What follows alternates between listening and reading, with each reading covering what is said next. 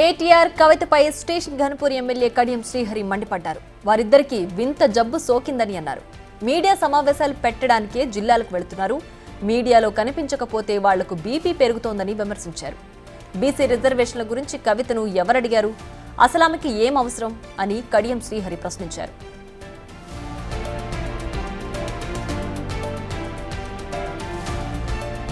ఆర్థిక శాఖ మంత్రి ఒక మాట చెప్పారు. తెలంగాణ ఏర్పడక ముందు తెలంగాణ రాష్ట్రము విందు రాష్ట్రం. తెలంగాణ ఏర్పడిన తర్వాత ఈ 10 సంవత్సరాల్లో తెలంగాణ అప్పుల కుప్పగా మారింది అని చెప్పారు. దీనికి బీఆర్ఎస్ వాళ్ళు సాధారణ చెప్పారు. దీనికి బీఆర్ఎస్ వాళ్ళు సిగ్గుతో తల ఉంచుకోవాలి. నాకు ఒక అనుమానం వస్తుంది. బీఆర్ఎస్ లో ఉన్న కొంతమంది లీడర్లకు ఒక వింత జబ్బు సోకినట్టు అనిపిస్తారు. ఒక్కరోజు మీడియాలో కనిపించకుండా, ఒక్కరోజు పత్రికల్లో కనిపించకుండా సాయంకాలం వరకే వాళ్ళకి బీపీ పెరుగుతున్నట్టు అనిపిస్తుంది. అందుకనే ప్రతిరోజు మీడియాలు పెట్టుకోవాలి. ఇంకా విచిత్రం ఏంటంటే మీడియా సమావేశం పెట్టడానికి జిల్లాలకు పోతుంది. ఇది చాలా విచిత్రం. ఇలాంటి సిచ్యువేషన్ ఇప్పుడు చూడలేదు. మీడియా ఒక ప్రాంతానికి వెళ్ళి మీడియా సమావేశం పెట్టుకున్నారు. ఇంకా వేరే పర్లేదు.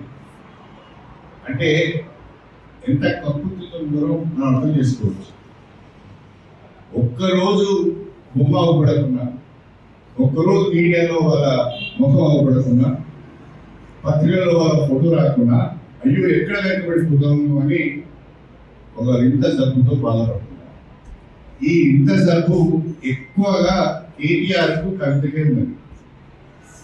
వాళ్ళిద్దరూ ప్రతిరోజు మొదటి పేజీలో ఉండాలనుకుంటారు.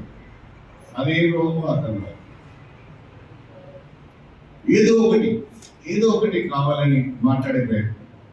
బీసీల రిజర్వేషన్ల గురించి కవిత మాట్లాడుతుంది. దీనికి అవసరం ఇది ఎవరు అడిగారు? అసలు ఏ బీసీ పోయి అడిగి అధికారంలో అర్థం ఏం చేశారు? ఇవాళ బీసీలు ఎక్కడి నుంచి గుర్తుకొచ్చారు? కాబట్టి ఇవన్నీ ప్రజలు గమనిస్తున్నారు. కాంగ్రెస్ ప్రభుత్వం ఉప ఎన్నికలైనా స్థానిక ఎన్నికలైనా ఎదుర్కొనేందుకు సిద్ధంగా ఉందన్నారు కడియం శ్రీహరి.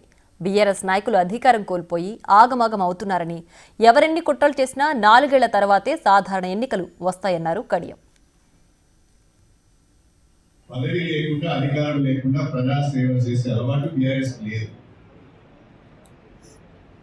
కాబట్టి ఈ ప్రభుత్వం ఎప్పుడు పడిపోతుందా, ఎప్పుడు మళ్ళా మనం అధికారంలోకి రావాలని ఆలోచన చేస్తున్నారు. తొందరపడకండి. 4 సంవత్సరాలు వేచి ఉండండి. 4 సంవత్సరాల తర్వాతనే సాధారణ ఎన్నికలు వస్తాయి. అప్పుడు ప్రజలు నిర్ణయిస్తారు. మళ్ళీ అధికారంలోకి ఎవరు రావాలని ప్రజలు నిర్ణయిస్తారు.